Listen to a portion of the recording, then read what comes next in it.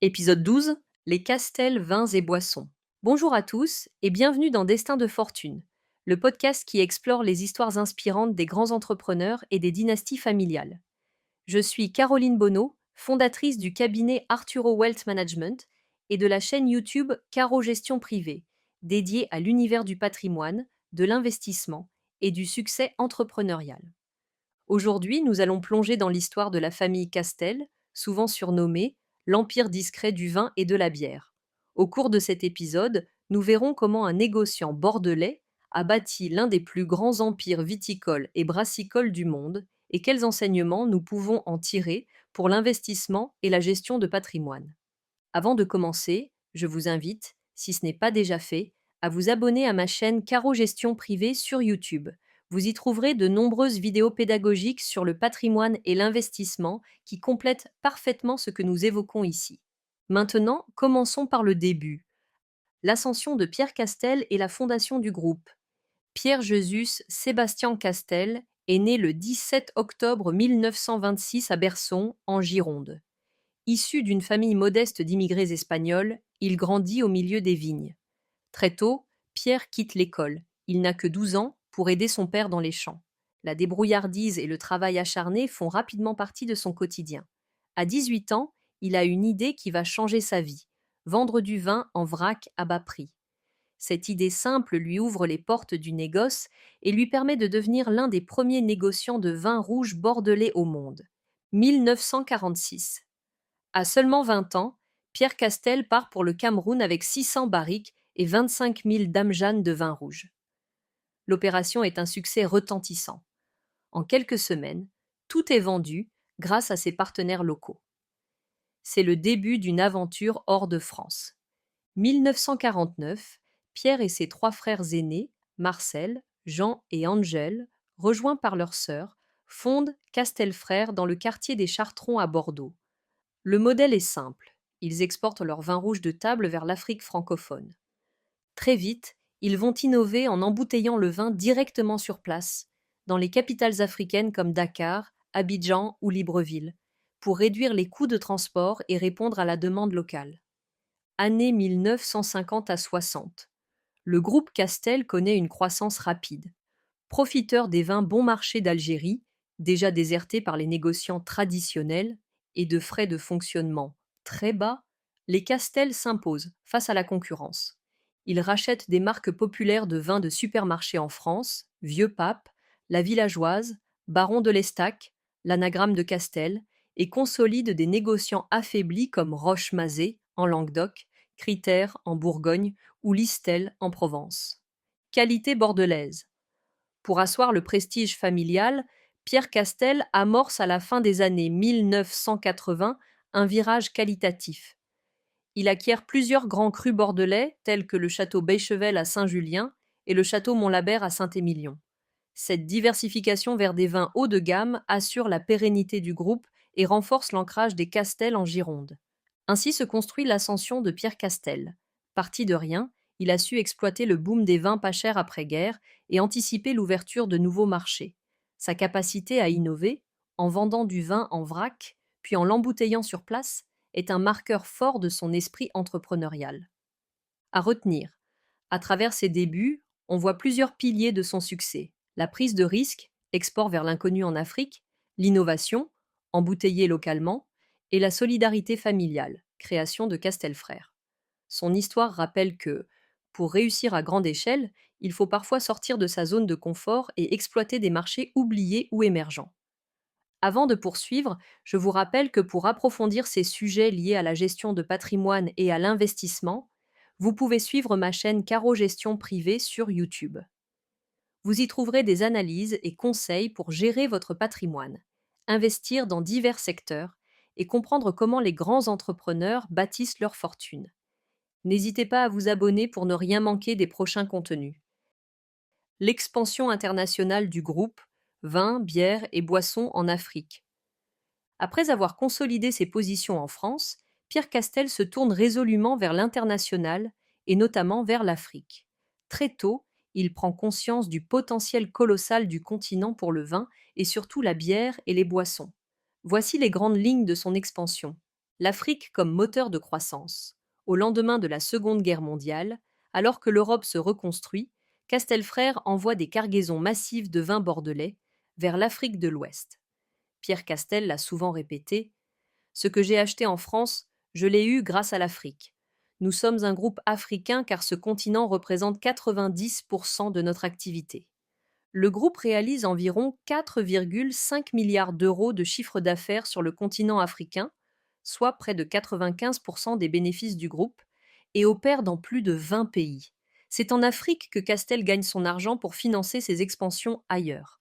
Brasserie et boissons en Afrique, la grande trouvaille de Pierre Castel, c'est d'investir massivement dans la bière et les boissons gazeuses en Afrique.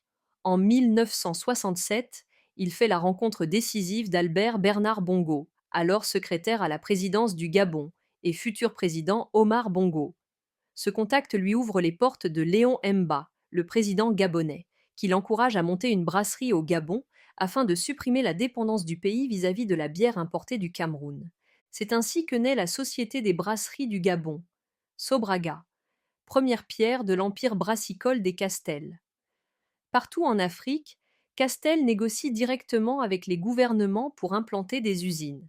Ce système, à la fois pragmatique et efficace, élimine souvent la concurrence.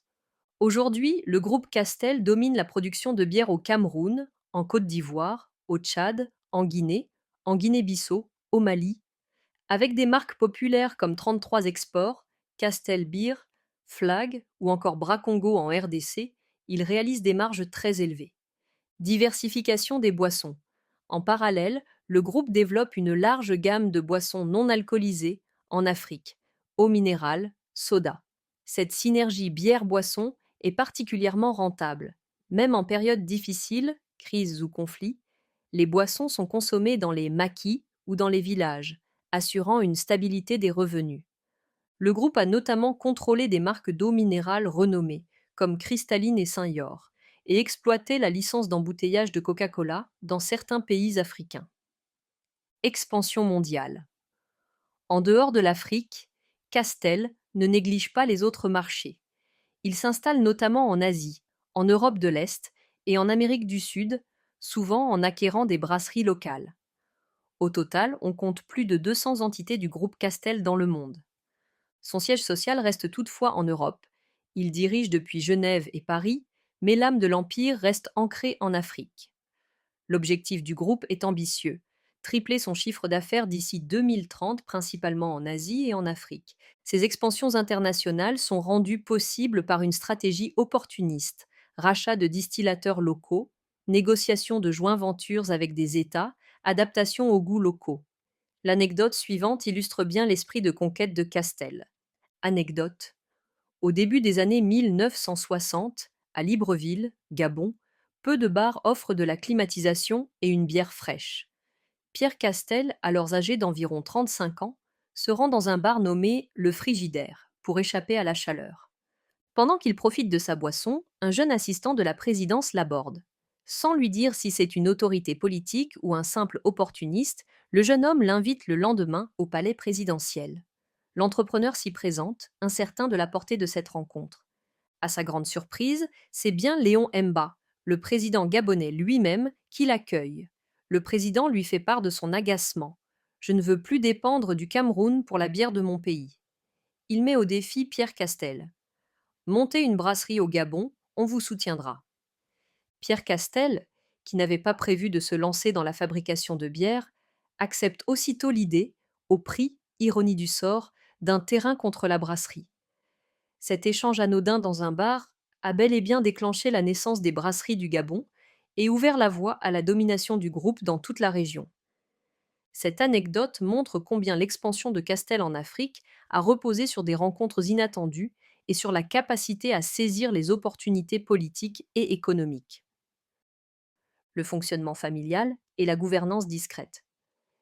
Un aspect clé de l'empire Castel est sa structure familiale. C'est une entreprise 100% privée construite autour de la famille Castel, sans introduction en bourse ni actionnaire extérieur. Pierre Castel a 9 frères et sœurs, et plusieurs générations de neveux et nièces lui succèdent aux commandes des différentes filiales. Par exemple, les enfants de la sœur Angèle gèrent aujourd'hui la branche vin, tandis que la descendance de Pilar, sa sœur aînée, supervise la filière bière. On estime qu'une quinzaine de membres de la famille travaillent dans le groupe. Cependant, malgré cette gouvernance familiale très présente, le patriarche reste le maître incontesté. Pierre Castel, aujourd'hui nonagénaire, continue de veiller aux grandes décisions stratégiques. Comme le rappelle son neveu Alain, responsable de la branche vin, tout est organisé depuis 30 ans, et il n'est pas question que l'une des héritières, sa fille unique Romy, ne lui succède directement. Les Castel ont mis en place une structure très secrète. On parle parfois d'une fondation à Gibraltar, censée prendre le relais quand Pierre Castel ne sera plus là, mais rien n'est confirmé. Personne n'a publiquement le contrôle total du groupe. Les parts sont réparties dans l'ombre entre les branches familiales. Le fonctionnement discret de l'Empire s'illustre aussi par son absence de communication. On sait très peu de choses officielles sur la répartition des revenus ou des actions. Pierre Castel est réputé pour sa modestie médiatique. Malgré des milliards de chiffres d'affaires et sa place parmi les plus grandes fortunes françaises, estimées à plusieurs dizaines de milliards d'euros, il ne fait jamais de communication publique et vit hors des caméras. Il possède un bureau à Genève, sur les rives du lac Léman, et un château à Arcin, en Gironde, mais il préfère travailler dans l'ombre.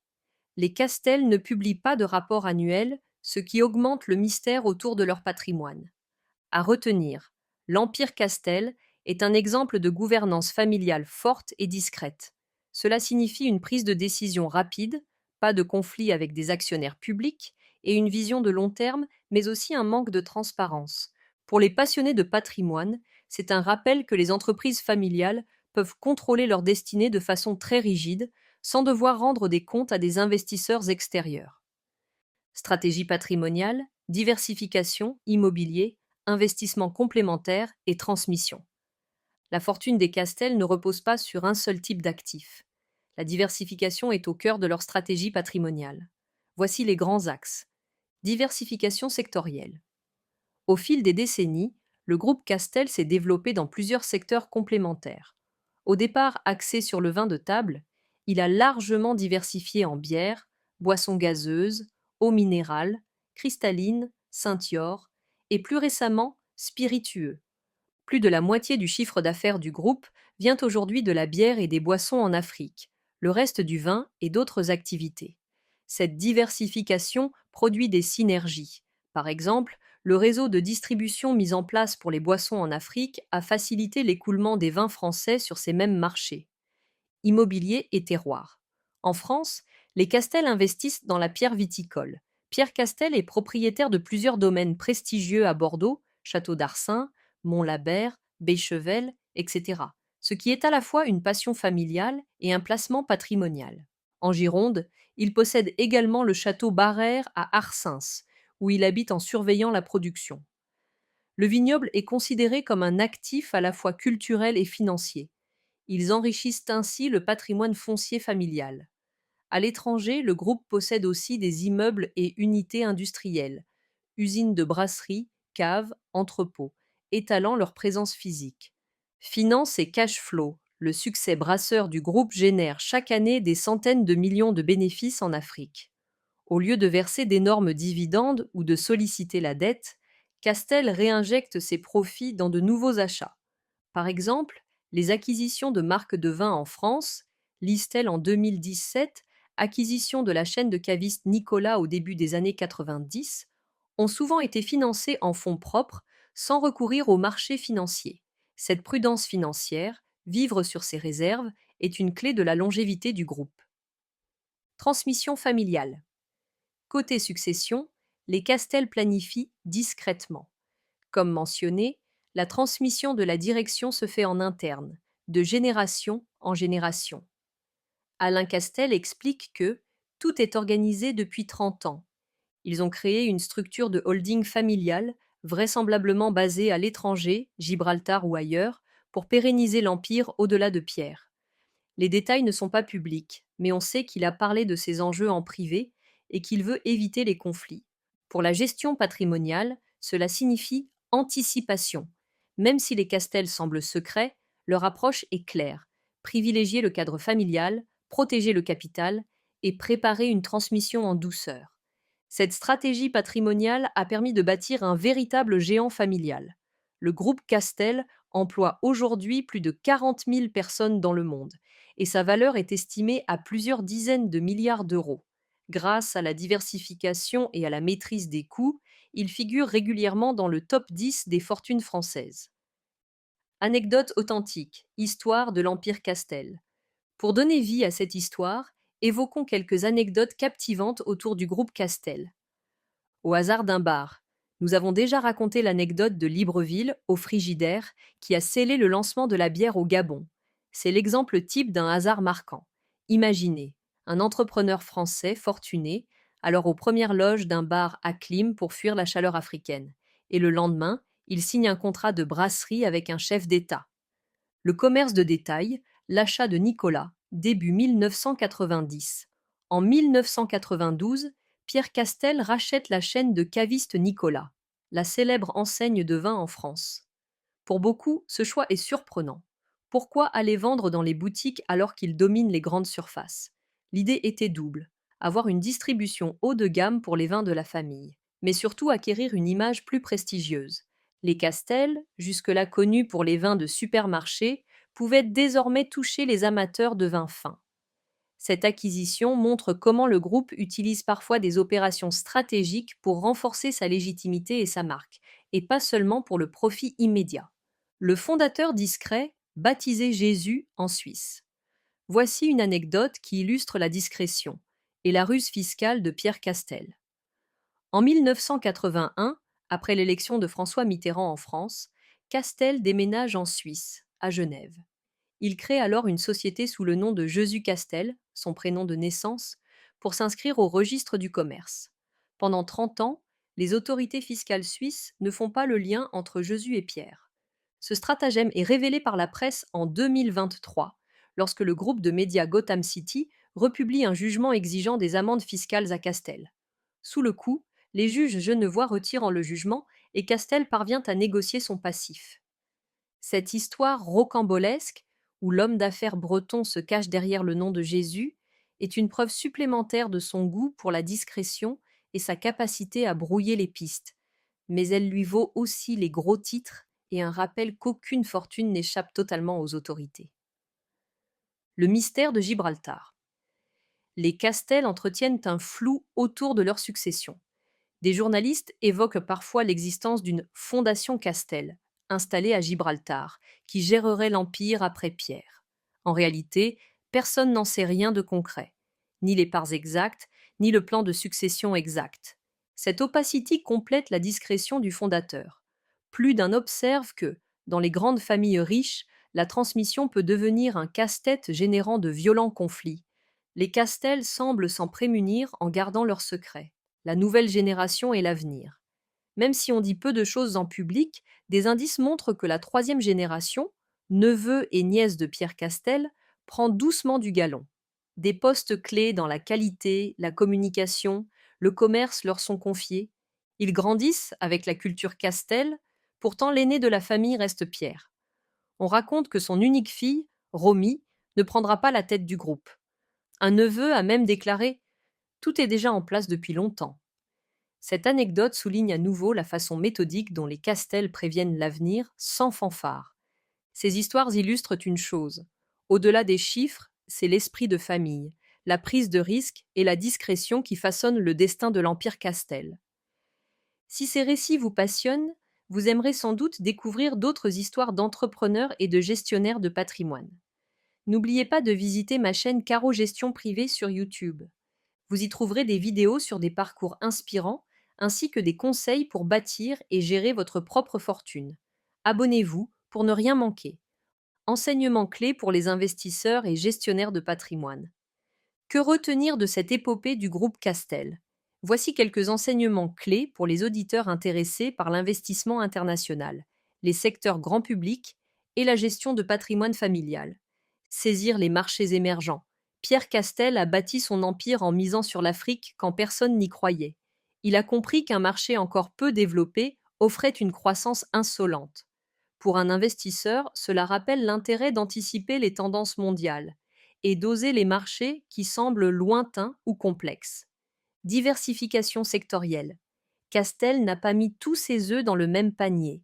Partant du vin, il a intégré la bière, les boissons gazeuses et les eaux minérales. Chaque secteur vient soutenir les autres. C'est un conseil fondamental en gestion de patrimoine. Diversifier ses actifs pour réduire les risques et profiter de synergies. Contrôle familial et vision long terme. En gardant le contrôle en famille, les Castel ont pu prendre des décisions rapides et durer sur le long terme. Pour une fortune familiale, cela signifie qu'il faut prévoir un cadre de gouvernance solide dès le début et planifier la succession avec soin. Laisser une vraie place aux futures générations en formation, tout en préparant des structures de transmission. Réinvestissement des profits. Au lieu de verser tout en dividendes ou de s'endetter, Castel réinvestit ses bénéfices dans la croissance ou l'acquisition d'actifs. C'est un principe simple mais puissant. Faire fructifier son capital en le réinjectant, surtout lorsque l'on opère dans des secteurs qui évoluent vite. Discrétion et confidentialité. Le cas Castel montre qu'une stratégie peut aussi impliquer de rester discret. Ce n'est pas une leçon universelle, mais pour ceux qui valorisent la confidentialité, la stratégie familiale de Castel offre un exemple d'organisation interne opaque tout en restant extrêmement efficace. Importance du réseautage politique. Les Castel ont souvent traité directement avec les États, présidents africains, gouvernements locaux. Cela peut paraître éloigné de la plupart des investissements privés, mais quand on travaille dans certains pays ou industries régulées, nouer les bonnes relations reste crucial. L'histoire du brasseur Castel est très liée à ses capacités d'influence et de négociation avec les pouvoirs publics. En résumé, l'Empire Castel enseigne la combinaison de la ténacité, débuts modestes à Bordeaux, de l'audace, expansion en Afrique, et de la stratégie, diversification, réinvestissement. Ces leçons sont utiles à quiconque souhaite investir à l'international, développer des secteurs de grande consommation ou gérer un patrimoine familial de manière durable. Vous avez maintenant parcouru le destin étonnant de la famille Castel, de la rive du fleuve Dordogne aux brasseries d'Afrique. Ce voyage nous montre que, derrière chaque grande fortune, il y a une histoire humaine, parfois pleine de surprises et d'enseignements. Je vous remercie chaleureusement d'avoir écouté cet épisode de Destin de fortune. Si vous avez aimé ce contenu, je vous invite une dernière fois à vous abonner à ma chaîne YouTube Caro Gestion Privée, où vous pourrez trouver d'autres analyses de parcours entrepreneuriaux et de stratégies patrimoniales. Vous pouvez aussi y consulter nos vidéos de conseils en investissement, finance et immobilier, des sujets qui complètent l'esprit de ce podcast. N'oubliez pas de nous laisser un commentaire ou un j'aime si cet épisode vous a apporté une valeur. Vous pouvez également poser vos questions ou suggérer des sujets pour de prochains épisodes. Je me ferai un plaisir d'y répondre. En attendant, je vous dis à très bientôt pour un nouveau portrait d'entrepreneur ou une nouvelle analyse patrimoniale. Prenez soin de vous et surtout, continuez d'apprendre à bâtir votre patrimoine.